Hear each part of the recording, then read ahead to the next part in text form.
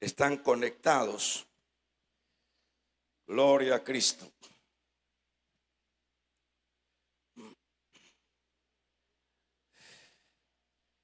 Vamos a hablar en el tema, no todos llegaron.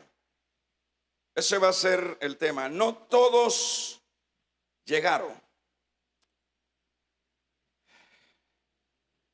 Para que podamos tener una comprensión de lo que vamos a enseñar, tenemos que trasladarnos a lo que Pablo en esta carta está mencionando a los Corintios. Está mencionando el caso de los israelitas.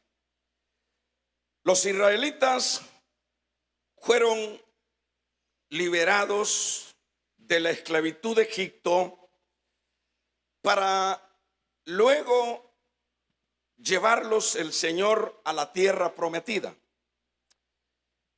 Eso estaba pues dentro del plan del Señor, libertarlos y llevarlos a esa tierra que fluía, la Biblia dice, leche y miel, que lo que significaba era que era una tierra rica. Bueno, en este caso, aunque Dios, leíamos en los primeros versículos que Pablo está relatando a los corintios, que este pueblo tuvo el privilegio de que Dios los acompañara en esta travesía hacia la tierra prometida. En este caso, leíamos que dice Pablo que Dios les concedió, en primer lugar, la nube que los cubría. Eso de la nube que los cubría no era otra cosa sino la presencia de Dios que los va acompañando hacia su destino. Pero aparte de esto, el apóstol menciona que todos ellos fueron bautizados en el mar. Quiere decir que cuando se habla de bautizados en el mar, todos ellos estaban adheridos a su líder Moisés y todos ellos pasaron, ¿verdad?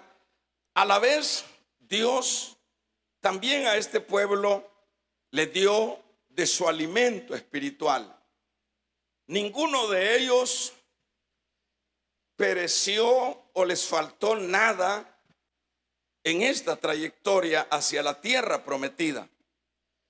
Pero también el Señor les dio a beber agua de la roca que leíamos nosotros ahí, que se refiere a que esa roca era Cristo. Usted se recuerda cuando el pueblo murmuró que no había agua, el Señor le dijo a Moisés que le hablara a la roca y que de la roca iba a brotar agua para saciar la sed de aquel pueblo. Bueno, lo que Pablo está mencionando acá es sobre todo toda la cobertura de Dios, todo el favor de Dios que acompañaba al pueblo de Israel en esta proyección de llegar a la tierra prometida. Pero hay algo que vamos a ir viendo, y es que más aún con todos estos cuidados, imagínense qué interesante esto, con todos estos cuidados que el Señor les otorgó a los israelitas cuando ellos han salido de la esclavitud rumbo a la tierra prometida, hermanos, a muchos de ellos decía la lectura que tomábamos, Dios los mató en el desierto. Esto nos puede traer a nosotros siempre una reacción.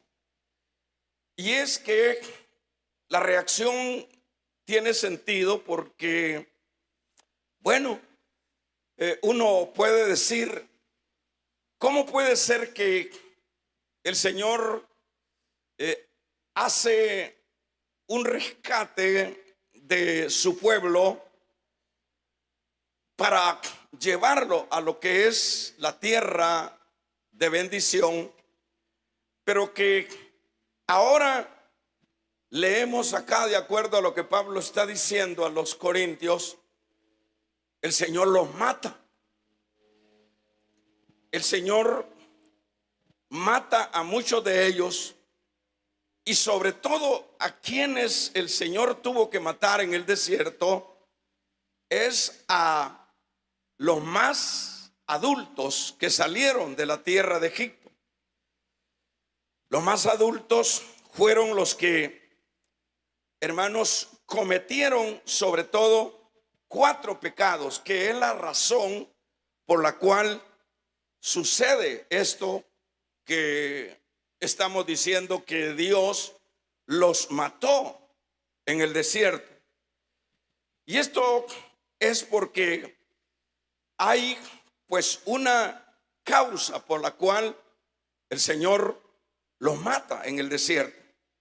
Es decir, no es una cosa aislada, no es un asunto que, bueno, Dios nos saca y cómo es eso que nos mata. Bueno, el asunto es que hay razones por las cuales Dios lleva a cabo juicio sobre este pueblo. Y como decíamos, las razones es porque Israel ha pecado de 4 formas o 4 maneras de pecado. Y eso es lo que nosotros leíamos: idolatría. Usted se recuerda que luego que Moisés se tardó cuando fue a recibir las tablas de la ley en el Sinaí, cuando vieron ellos que Moisés no regresaba, se hicieron un becerro de oro. Uno, bueno, se pregunta cómo puede ser que un pueblo viendo la gloria de Dios, que un pueblo viendo esa nube, viendo esa gloria, viendo ese cuidado de Dios, ¿cómo puede ser que renuncien a ese Dios y se hagan un Dios y se hagan un becerro de oro para llamarle Dios? Bueno, ese es uno de los grandes pecados. El otro pecado es la fornicación. En este caso es en aquella ocasión cuando, hermanos, los israelitas en el campamento fornicaron con las hijas de el rey pagano que tenían a la vecindad, que fue una estrategia para que Dios enjuiciara a Israel. Ellos fornicaron. Pero también un tercer pecado fue que lo tentaron. Fue una gente que siempre estuvo renegando, siempre estuvo tentando al Señor. Y luego otro pecado sería lo que era la murmuración. ¿Por qué nos pasa esto? ¿Por qué no nos dan esto? ¿Por qué esto? Y sucesivamente. Todos estas conductas eran las conductas que estaban desarrollando este pueblo que iba en la dirección de la tierra prometida. estos pecados fueron los que no le permitieron entrar a muchos de los que salieron de la esclavitud de Egipto. Ahora, ¿qué tiene que ver esto con los corintios, hermano? Los corintios también es un pueblo a quien Dios ha librado. Pero ¿para qué lo ha librado? Los corintios son aquellos que estaban esclavizados en el pecado. Usted tiene o pudiera tener una idea quiénes eran los corintios. Los corintios eran prácticamente residentes de una ciudad de lo más pervertido, de lo más pagano y de lo más diabólico. De ahí lo rescató el Señor. Hermanos, ¿para qué lo rescata el Señor? En el caso de los corintios, hermanos, es para llevarlos a que sean parte, por supuesto, del reino de Dios. Ese es el trasfondo que Pablo quiere transmitir a los corintios. Pero los corintios, hermanos, deben de saber que esto no es posible manteniéndose, o esto solo es posible manteniendo la fidelidad para Dios. Es decir, que eso es lo que Pablo está transmitiendo. Les está diciendo que ellos deben de ver este ejemplo, el ejemplo de los israelitas, que 4 actitudes pecaminosas les impidió no entrar a la tierra prometida. Y esto realmente, hermanos, es lo que por supuesto tiene que aplicarse a la vida espiritual en términos generales. Por ejemplo, en este caso, todos aquellos que pertenecemos a la iglesia de Cristo, ninguno de nosotros, en primer lugar, está en el camino de Dios porque fue una iniciativa nuestra. Nosotros estamos, hermanos, como dice el apóstol Pablo a los Efesios, muertos en nuestros delitos y en nuestro pecado. Sin embargo, Dios llegó a nuestra calamidad. Dios llegó a nuestra vida y nos libertó de las cadenas. Por ejemplo, yo pudiera hablar de mi misma experiencia. ¿Cuál era la conducta de mi vida en lo personal en ese pasado? La conducta de mi vida personal en ese pasado, hermanos, era lo contrario a todo lo que agrada a Dios.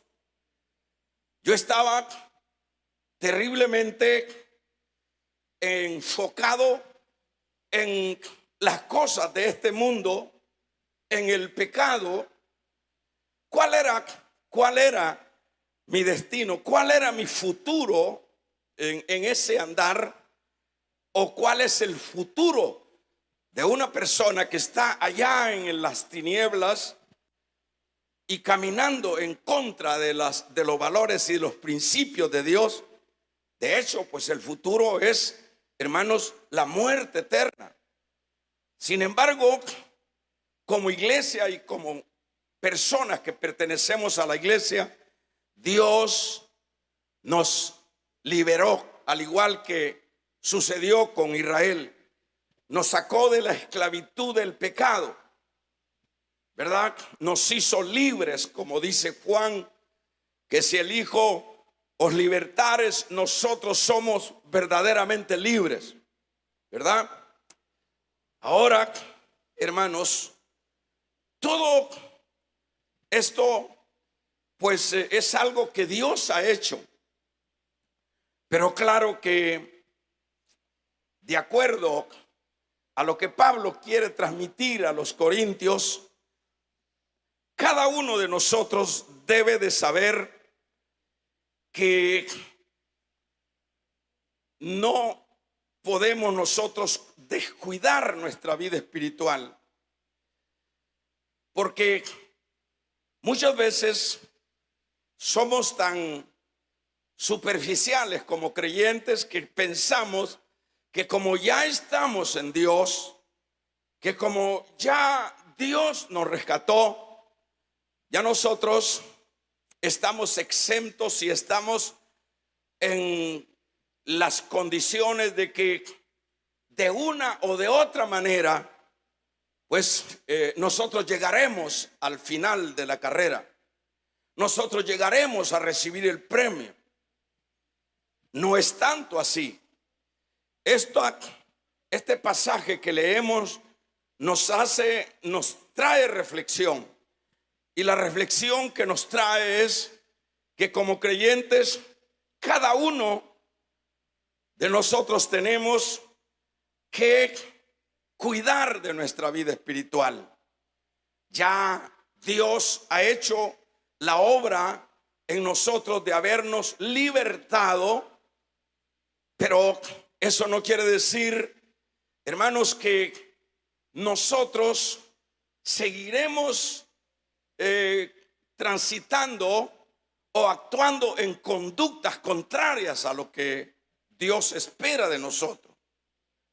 Entonces, cada creyente, o esto nos enseña a cada creyente que debemos de cuidarnos, hermano. Que la vida espiritual es algo que siempre, de hecho, estará expuesta a las diversas tentaciones, a los diversos pecados, como sería el caso, por ejemplo, de los israelitas. Como decíamos, en primer lugar, el problema de ellos fue lo que fue la idolatría. Lo que ellos también les afectó fue, hermanos, la inmoralidad sexual. Lo que a ellos les afectó fue la murmuración, es decir, pecados tremendos que los eliminaron para que pudieran entrar a lo que era el regalo o el premio que Dios les tenía como su pueblo. Entonces, en este caso, cada creyente debe de tomar en cuenta esto que está en la palabra, porque eso es lo que dice el mismo versículo, dice el verso 6. Mas estas cosas sucedieron, dice el verso 6 del capítulo 10 de Primera de Corintios, como ejemplo para que nosotros, para que no codiciemos cosas malas como ellos codiciaron. Dice de otra manera, Pablo les dice a los corintios, y por hecho nos dice a nosotros como iglesia, que este relato de fracaso en los israelitas que sucedió en el desierto debe de sernos un ejemplo a nosotros. Ya alguien ha dicho lo siguiente, y es que siempre, hermano, todos debemos de ver realmente el fracaso o por qué fracasó alguien, para eso me sirva a mí como una señal para no caer en el mismo fracaso. Entonces el creyente debe de saber que Dios es el mismo de ayer y es el mismo de hoy y es el mismo de siempre, ¿verdad? El creyente no puede como ver a un Dios lejano. El creyente no puede quedarse en el sentido de que Ya Dios hizo la obra, ya me rescató, ya me dio vida, ya soy ciudadano del cielo. Bueno, esas son las promesas de Dios para con su iglesia, pero el creyente no debe de olvidarse que está en un cuerpo o en una naturaleza caída todavía. Nosotros no debemos de olvidarnos, como se dice comúnmente, que tenemos tres enemigos, que es el diablo, que es el mundo y que es la misma carne.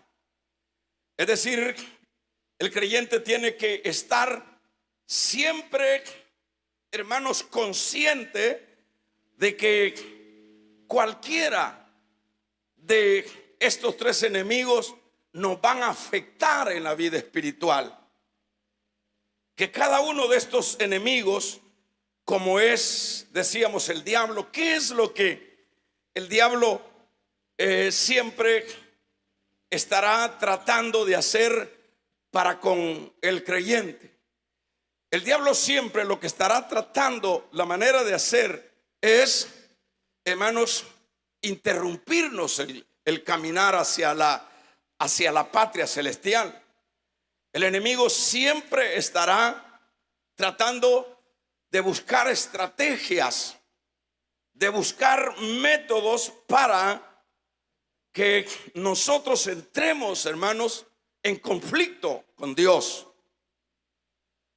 Y si hablamos, por ejemplo, del mundo, ¿qué es cuáles son las insinuaciones del mundo? El mundo estará ofreciendo siempre aquello que de alguna manera nos será atractivos a nosotros como creyentes. ¿Y qué diríamos con respecto a la carne? Es decir, los deseos de la carne. Los deseos de la carne, hermanos, siempre estarán ahí funcionando mientras estemos en esta vida. Mientras estemos en este cuerpo, tenemos que estar conscientes de que estamos en el camino hacia la meta final, pero que en este camino estamos enfrentando y enfrentaremos hasta el último momento, hermanos, las tentaciones, las insinuaciones. Todo eso debe de entenderlo cada creyente. No podemos, como dije hace un momento, nosotros decir ya está hecho todo, ya nada tenemos que hacer porque vamos para el cielo. No, aquí Pablo nos está dando, hermanos, una alerta.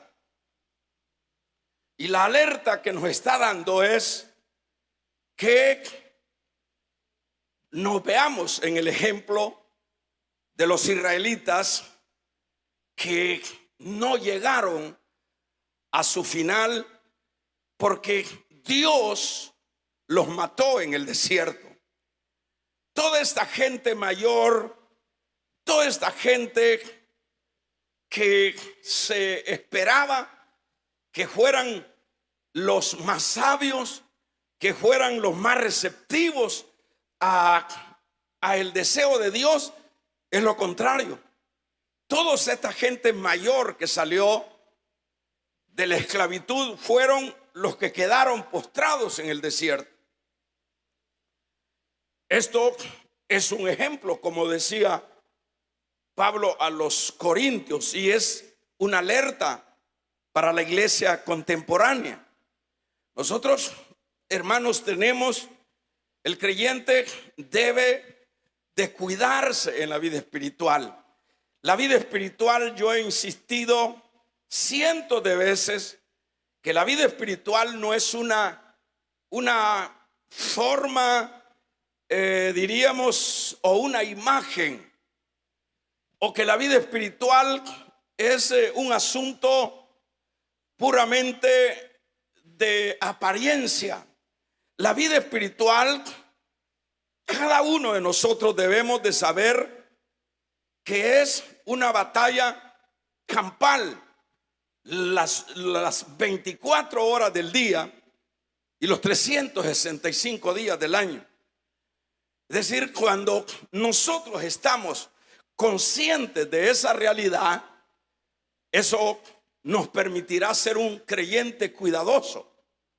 Nos permitirá ser creyentes, hermanos, que seremos guardados de las ofertas de este mundo, que seremos guardados de aquellas actitudes de inconformidad para con Dios de parte nuestra.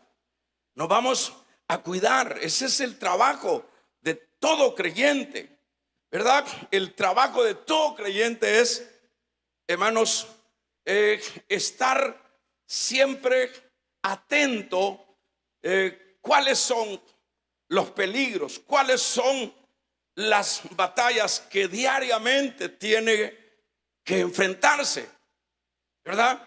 Cada creyente tiene que estar consciente de eso, ¿verdad? Porque viene, en este caso, viene lo que, como decía acá la escritura, viene lo que es la idolatría. Uno se puede idolatrar, hermanos, fácilmente, que ese es uno de los pecados que interrumpió para que estos israelitas entraran a la tierra. Nosotros podemos idolatrarnos fácilmente. Probablemente usted dice, hermano, pero yo ya boté todos los tetuntes, yo ya boté todos esos asuntos que tenía. Pero hay idolatrías más modernas ahora. Acuérdense que Satanás se está actualizando cada vez. Satanás no se queda en el pasado. Satanás se está actualizando y está tratando la manera siempre de que de alguna o de otra forma aquellos creyentes muerdan lo que es el cebo que está en el anzuelo. Entonces, la idolatría, hermanos, es fácil. Uno se puede idolatrar en la familia. Uno se puede idolatrar en uno mismo, ¿verdad? Usted ha escuchado algunos, incluso predicadores, que dice que el uno como humano debe de amarse a sí mismo. Es decir, es una idolatría hacia uno mismo. Eso es lo que dice Pablo cuando se dirige a Timoteo, cuando dice amadores de sí mismo. Son idolatría. Ahora, hermano, entonces hay que odiarse. No es que nos vamos a odiar ni nos vamos a dañar nuestra vida, nuestro cuerpo. Pero, por ejemplo, si hablamos de personas que cómo le dan todo el énfasis a su belleza. Si estaríamos hablando de las estrellas, de las famosas, usted ve que es increíble las ropas que van a usar, los perfumes que van a usar, de qué manera van a caminar, de qué manera esto. Idolatran su cuerpo. Es una idolatría que está allí latente. Pero nosotros también podemos idolatrarnos, hermanos, subliminalmente en algo que nos restará el avance hacia la meta final. Como decíamos, puede ser la familia. Hay personas que su familia, hermanos, y entonces usted está tratando de decir que no hay que darle énfasis a la familia. Claro que sí. Pablo dice que el que no provee para los suyos es peor que un inconverso. Pero nos estamos refiriendo a que muchas veces la familia, hermanos, sustituye lo de Dios. No podemos nosotros hacer nada porque nuestro esfuerzo, nuestro tiempo está comprometido solamente con los asuntos familiares. Y eso es una idolatría. Lo que es el trabajo. Muchas veces nosotros no podemos ni servirle al Señor porque tenemos ya el alma, el cuerpo y el espíritu comprometido con el trabajo. Y eso es idolatría. Le estoy diciendo esto para que veamos que subliminalmente muchos estamos cayendo en el mismo o en los mismos pecados de Israel. Por ejemplo, es realmente una cosa peligrosa. Puede ser nuestro descanso, puede ser la casa, puede ser el carro, puede ser el marido, puede ser la mujer, puede ser cualquier otra cosa, porque idolatría es todo aquello que suplanta a Dios.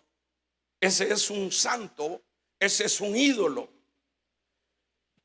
Pero ¿qué diríamos del aspecto de la fornicación, que es el pecado que eliminó a los israelitas? Lo que es en este caso la fornicación, como dice acá, ¿verdad? No forniquemos como aquellos fornicaron. ¿En qué caso puede ser literalmente que muchos creyentes siguen practicando asuntos como decíamos que los descalifican, hermano, como inmoralidades sexuales, las tentaciones, ¿verdad?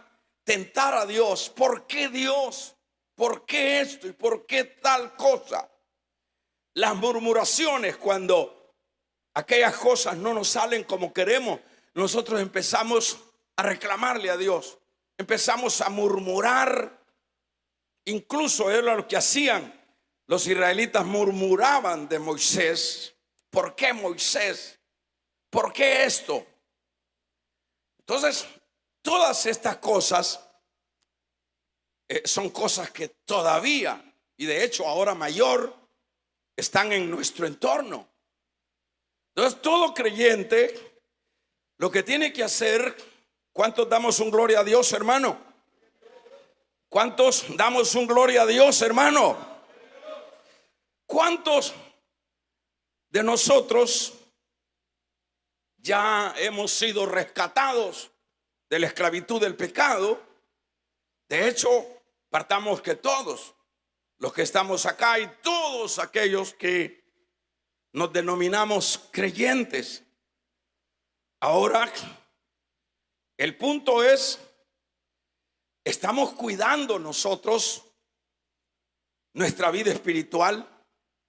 ¿Estamos siempre examinando cuál es el veneno, cuál es el virus que nos puede afectar en nuestra relación con el Señor?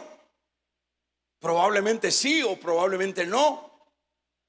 Pero lo interesante sería que cada creyente debe de estar enteramente, hermanos, en un cuidado específico por su vida espiritual.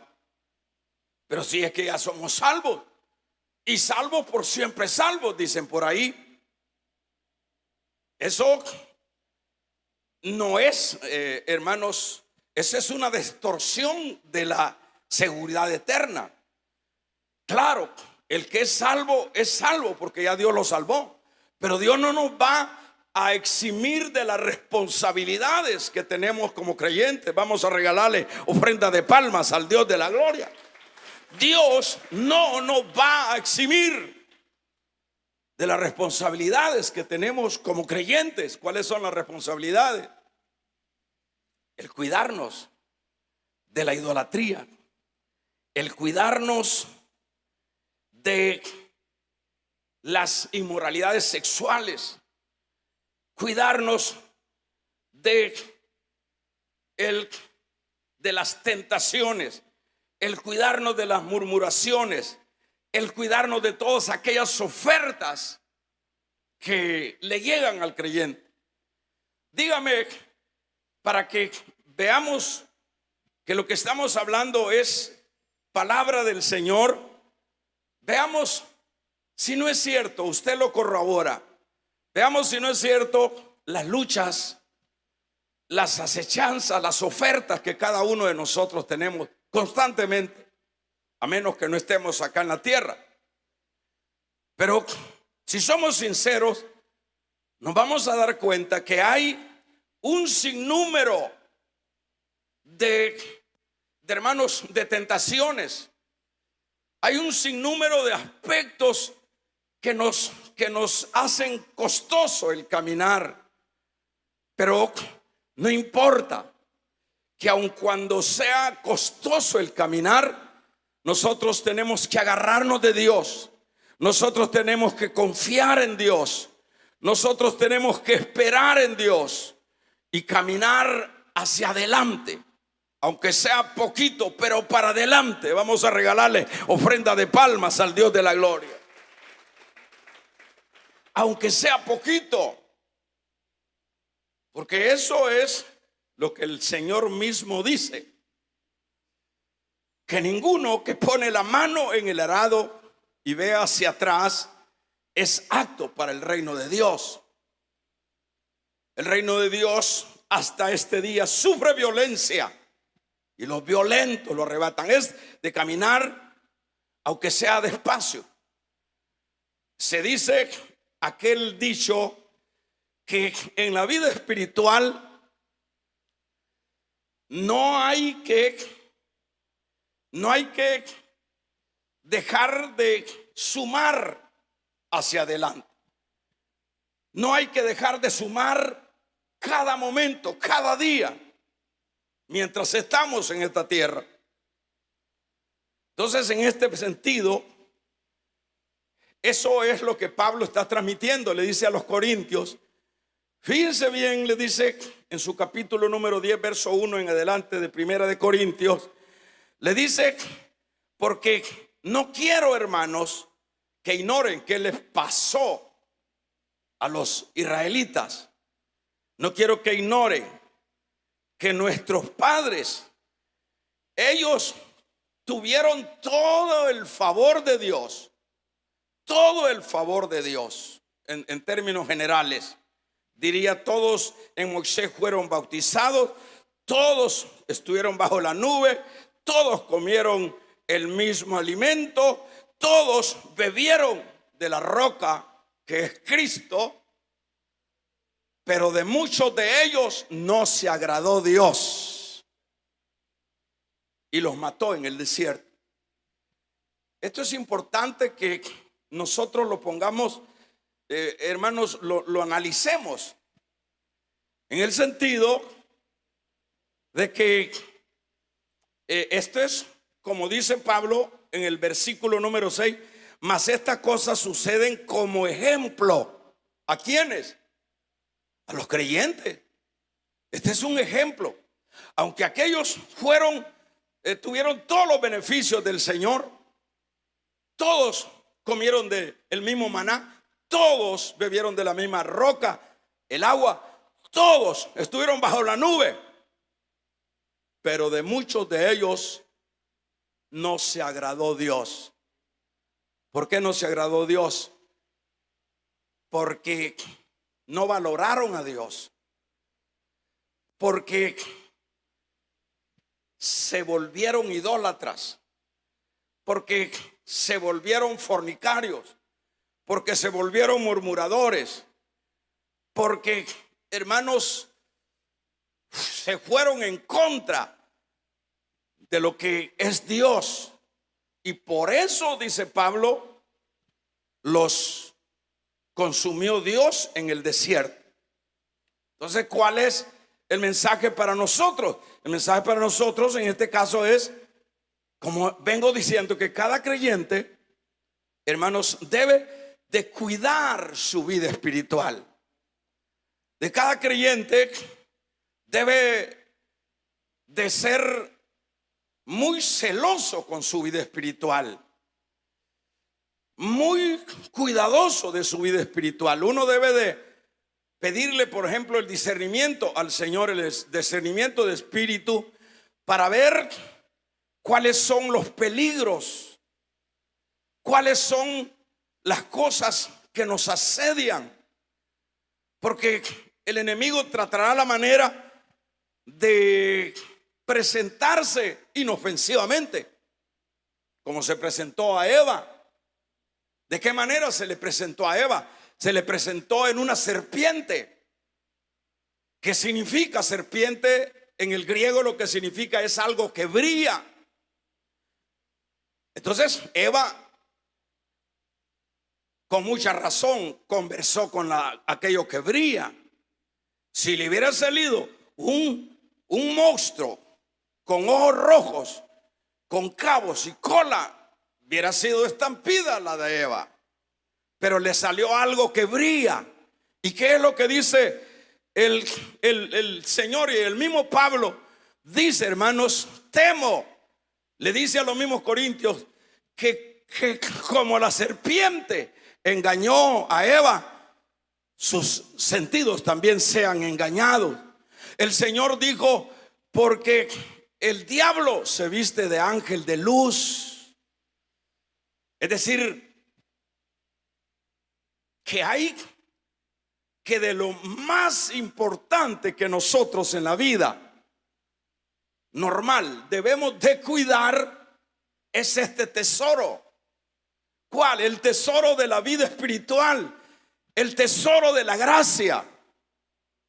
Eso es lo que más el creyente debe de cuidar antes de que tu casa, y no dejes también de cuidarla, pero antes que tu familia, antes que tu negocio, antes que tu descanso, antes que tus cosas, debemos de guardar, hermanos, nuestra vida espiritual. Debemos de cuidar nuestra vida espiritual. Vamos a regalarle ofrenda de palmas al Dios de la gloria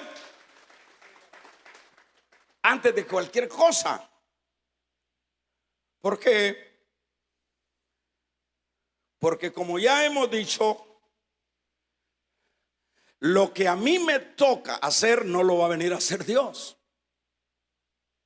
Dios no me va a venir a hacer mis tareas, ¿verdad? Dios no me va a venir a hacer mis tareas. O sea que mi responsabilidad es el cuidar de la vida espiritual.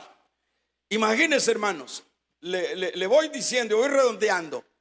Fíjense que de todas estas familias mayores que salieron de la esclavitud de Egipto, mire cómo es la vida espiritual. Así que no se crea o no nos creamos, hermanos, que pues sí, es un camino de rosa. La vida espiritual es un camino espinoso, difícil. Hay serpientes, hay escorpiones, hay acechos, que es lo que dice el Salmo 91. Él te librará del lazo del cazador.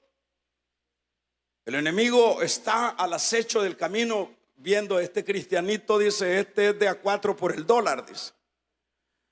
Y luego le tira allí un asunto de lo que a él le gusta, y luego se lo acepta el otro. ¿Por qué? Porque él cree que la vida cristiana es sentarse en una silla en un local de una iglesia. Él cree que es andar una Biblia y andar de alguna manera aparentando que somos creyentes. No, el asunto es serio. Vamos a regalarle ofrenda de palmas, pues. Este asunto es serio. Y es serio porque le quería decir que de toda esa gente adulta, solo 2 entraron. ¿Quiénes son esos 2 que entraron? Caleb y Josué. Y le quiero decir más. ni Moisés pudo entrar. ¿Qué le parece? Ese es el Dios que predicamos. Ese es el Dios de ayer, de hoy y por siempre. ¿Y qué pasó? O sea, para que no nos acomodemos, para que no seamos de esos creyentes liberales, de esos creyentes que dice el Señor, lo que ve es el corazón, pero también ve tu apariencia, también ve tu forma de vida. Vamos a regalarle ofrenda de palmas al Dios de la gloria. ¿Sabes qué? Esos creyentes, ¿verdad? Hermanos comodicios. Imagínense lo difícil que son las cosas de Dios. De toda esa gente vieja, apenas 2 entraron, y ni el líder que iba adelante, que era con quien Dios hablaba, pudo entrar. Pero ¿cuál fue el pecado de Moisés? Y no entienda que Moisés se perdió. Estamos hablando de la herencia, ¿verdad? Moisés, ¿sabe? Es triste cuando uno está leyendo que el Señor lleva a Moisés a un monte y le dice, Moisés, yo quiero entrar a la tierra. Le dice, no, Moisés, le dice, no, solo la vas a ver. Y lo subió a un monte. Y en el monte, allá, aquella es la tierra, mira, allá se miran las vacas, allá se miran los trigales, allá Moisés, y Moisés se le salían los ojos. Pero ¿cómo? Dios es así, así es Dios. ¿Y cómo pensó usted que era Dios? ¿Qué pensó usted? Que Dios es alcahueto y que ya ahora, porque ya pasaron 2000 años, Él es el abuelo alcahueto. ¿Se equivocó o no se equivocamos? Vamos a regalarle ofrenda de palmas al Dios de la gloria. ¿Y qué fue lo que hizo ahí? No, le dijo, ahorita te voy a poner pausa. Ahí se murió en el monte. Solo le pasó las del chino, solo miló nada más. Ese es Dios. Y eso es lo que tenemos que tener muy en cuenta cada uno de nosotros, ¿verdad? Tenemos que cuidar nuestra vida espiritual, porque fíjese, dice el apóstol Pablo, verso número 7, ni seáis idólatra, como algunos de ellos fueron, ni fornicarios, ni tentemos al Señor, como algunos de ellos lo tentaron y murieron picados por las serpientes, ni murmuréis, porque Dios les mandó el destructor. Estas cosas, dice el verso 11, les acontecieron como ejemplo y están escritas para quienes, para nosotros. Entonces no hay que hacer nada, hermano. Aquí dice que esto está escrito como ejemplo para mí. ¿Para qué? Para que yo me cuide, para que yo esté, por ejemplo, ¿qué es lo que sigue diciendo? Mire, dice el apóstol, le leo más el 11, y estas cosas acontecieron como ejemplo y están escritas para nosotros, a quienes han alcanzado los fines de los siglos. Y mire el versículo número 12. Así que, ¿qué dice? El que piensa estar firme, mire que no caiga. ¿Y qué es lo que nosotros vemos dentro de las iglesias? Cuanto más tiempo uno tiene en la vida espiritual, más experiencias tristes tiene uno de personas que los miró, hermanos, aparentemente llenos de Dios al principio. Cuanto más tiempo tiene uno en la vida espiritual, tiene más experiencias negativas en el sentido de ver a personas quedarse en el camino, a ver personas que luego, hermanos, volvieron, como dice Pedro, volvieron como el perro a su vómito y como la puerca al charco. Así dice Pedro. Vamos a regalarle una ofrenda de palmas al Dios de la gloria.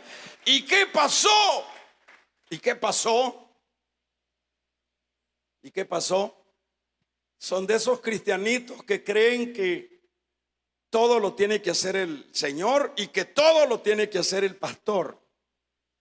A ellos hay que rogarlos para que busquen a Dios. A ellos hay que rogarlos para que oren. A ellos hay que rogarlos para que se congreguen. A ellos hay que ofrecerles almuerzo para que vengan a la iglesia. Vamos a regalarle ofrenda de palmas al Dios de la gloria. A ellos hay que, hermanos, hay que hacerles show. Hay que traer payasos para que se motiven y vengan a la iglesia. Hay que traer ropa usada para que vengan a la iglesia. Esos son los que vuelven una vez al charco. Damos un amén, iglesia. Esos son los que vuelven una vez. ¿Por qué? Pero también hay muchos que no son tanto como estoy diciendo, sino que hay muchos que, como dice el Señor allá en el Mateo, dice: muchos me dirán en aquel día: Señor, Señor, en tu nombre echamos fuera demonios, en tu nombre hicimos proezas. Estoy hablando de supuestamente creyentes que al ojo del hombre pueden tener la aprobación porque han hecho milagros, pero todo lo hicieron para gloria de ellos, no lo hicieron para la gloria de Dios. Porque, hermanos, todo, le voy a decir esto, todo lo que nosotros hagamos, jamás le quitemos la gloria a Dios. Si usted tiene su familia, la gloria sea para Dios. Si usted tiene su trabajo, la gloria sea para Dios. Si usted tiene salud, la gloria sea para Dios. Si usted tiene una casa, la gloria sea para Dios. Vamos a regalarle ofrenda de palmas al Dios de la gloria. Si usted es un diácono, la gloria sea para Dios. Si usted predica, la gloria sea para Dios. Si usted es un músico, la gloria sea para Dios. Pero estos se echan la gloria a ellos. Imagínense, ¿quiénes son estos que se van a quedar en el camino?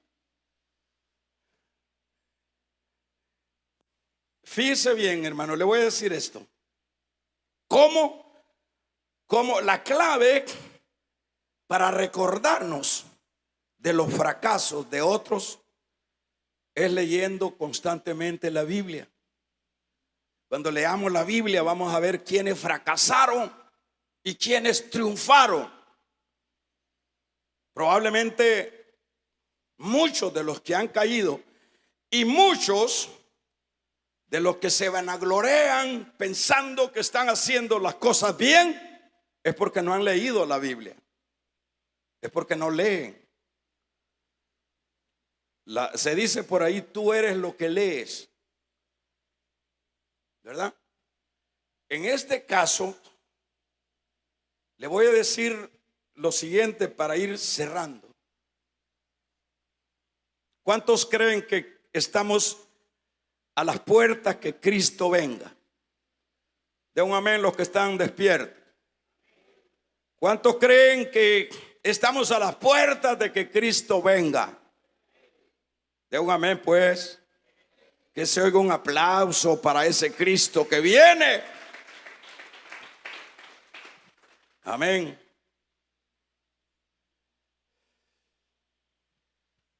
La otra pregunta es: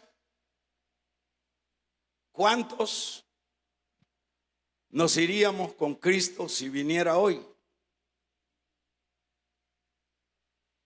Es la gran pregunta. ¿cuánto nos iríamos con Cristo si viniera hoy? ¿Qué dice usted, hermano? ¿Cómo está usted? ¿Se ha cuidado? ¿Se ha protegido? ¿Se ha blindado de todo lo peligroso? ¿O nos hemos blindado? ¿Qué dice usted? Sí, hermano. Yo estoy seguro de que si viene Cristo perfecto no soy, dice usted, pero por lo menos un 6 me saco. Por lo menos no estoy en el -6. Yo estoy consciente, uno está consciente de eso. Pero ¿sabe qué es el problema de las iglesias? Que la iglesia contemporánea, la iglesia ha pensado que el cristianismo es un asunto, hermanos, que no debe de tomarse muy en serio. Y dada esa forma de pensar, es la manera cuando las personas no se cuidan, no le dan la gloria a Dios, no viven para los propósitos de Dios, y cuando menos sucede, están fuera. Entonces, cuando Cristo venga, oiga esto, cuando Cristo venga, que está por venir, van a ser cantidades de gente. Aquí no van a caber las gentes en este local. La gente, todo ese parqueo, todo eso se va a llenar en todas las iglesias pequeñas y grandes. Si va a ser un domingo, con mayor razón. Si el rapto es en la medianoche del sábado, entre el domingo, la gente, hermanos, sin bus, esos que andan siempre a ir quejándose, que fíjese que no me esperaron, que fíjese que todavía no me había bañado, ahí sin bañarse se van a venir a los locales y van a decir: ¿qué pasó? Y lo que se va a oír es: Cristo vino. Vamos a regalarle ofrenda de palmas al Dios de la gloria. Cristo vino y se llevó a su pueblo. ¿Y por qué dejó a los otros? Porque no se cuidaron. ¿Y qué va a suceder con esos que se quedaron? Los va a mandar el Señor a que saquen una maestría. ¿A dónde? ¿A dónde? A la gran tribulación. Ahí se van a graduar. Por lo tanto, hermanos, es importante que cuidemos hoy, porque qué terrible será quedarse para la gran tribulación. Yo no le aconsejo eso. Si usted lee Apocalipsis, usted se va a convertir con solo leer Apocalipsis. Es lo más terrible lo que viene, lo más espantoso lo que viene. ¿Por qué no cuidar de la vida espiritual hoy? Por eso decíamos, a manera de tema, decíamos: no todos llegaron, no todos serán levantados, sino que en un momento, en un abrir y cerrar de ojo, a la final trompeta, hermanos, sucederá lo que dice la palabra. Si fuera hoy este día, ¿cómo está? Ahora, si usted me ha oído lo que se ha predicado y lo ha digerido, y usted dice: yo no estoy bien con Dios, yo así como estoy, así en esta condición que estoy, soy candidato para quedarme. ¿Qué es lo que tiene que hacer? ¿Por qué lo trajo Dios para que escuchara esto? Lo trajo Dios para que escuche esto, para que arregle las cosas con Él. Dice otra manera, porque si hay que reconciliarse, hágalo. Que si no, nunca ha conocido al Señor, hágalo hoy, porque es el momento. Dice el escritor a los hebreos: si oyeres hoy mi voz, no mañana, no endurezcáis vuestros corazones.